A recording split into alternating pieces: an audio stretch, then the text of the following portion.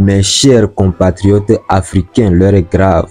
Pendant que nos peuples luttent contre la pauvreté, l'insécurité et l'instabilité des forces obscures, des réseaux mafieux d'élites politiciennes continuent d'agir dans l'ombre pour manipuler notre destin collectif. Une tentative de coup d'État a été déjouée au Burkina Faso. Mais ce que les médias ne vous diront pas, ce que les puissances occidentales taisent volontairement et ce que certains chefs d'État africains organisent dans les coulisses, c'est ce que nous allons décrypter ensemble aujourd'hui. Oui, derrière cette tentative ratée se cache une machination aux ramifications régionales et l'un des noms qui revient avec insistance, c'est Alassane Dramane Ouattara. Alors, le 16 avril dernier, le service de renseignement burkinabé a neutralisé un réseau composé de militaires et de complices terroristes. Leur objectif était de renverser le capitaine Ibrahim Traoré, chef de la transition, figure montante de la souveraineté africaine. Mais soyons clairs, ce n'est pas une simple opération isolée. Ce genre de purge se prépare, se finance et s'exécute avec des soutiens internes, mais surtout externes. La question fondamentale est à qui profite l'instabilité du Burkina Faso. Alors, depuis plusieurs mois, Alassane Ouattara mène une diplomatie agressive dans la région.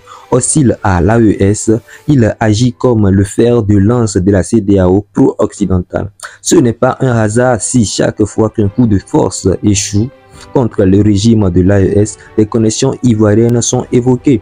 Selon des sources diplomatiques confidentielles, certaines régions stratégiques tenues à Abidjan impliqueraient des exilés burkinabés, des officiers déchus et même des agents étrangers. Une véritable cellule de guerre hybride. Franklin Nyamsi l'a dit, et je cite: le régime d'Alassane Ouattara est devenu une plateforme régionale de recolonisation politique de l'Afrique de l'Ouest.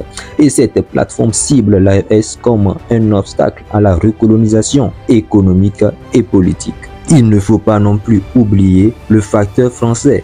Depuis que le Burkina Faso a expulsé les forces françaises et affirmé sa souveraineté, Paris cherche à retrouver ses leviers de contrôle.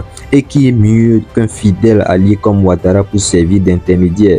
Des armes, des fonds, des réseaux d'influence, tout cela pourrait transiter par la Côte d'Ivoire avec la bénédiction discrète de certaines chancelleries occidentales.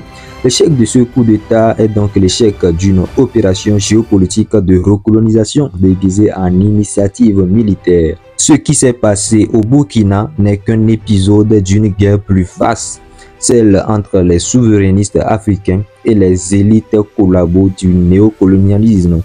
Les peuples du Sahel, du Golfe de Guinée, d'Afrique centrale et de toute l'Afrique doivent comprendre que chaque coup d'État raté, chaque tentative de manipulation militaire est une attaque contre notre avenir collectif. Et tant qu'il y aura des chefs d'État comme Ouattara prêts à jouer les sous-traitants de l'impérialisme, la paix restera un luxe. Les amis, il est temps de dire la vérité sans peur. Il est temps que la jeunesse africaine sache ce qui se trame dans les coulisses des palais dorés. Ce coup d'État raté n'est pas juste une page tournée, c'est un avertissement. Alors abonne-toi et partage cette vidéo et surtout reste éveillé. Car le véritable combat pour la libération de l'Afrique ne se mène pas seulement avec des armes mais avec la conscience et la vérité. Ciao.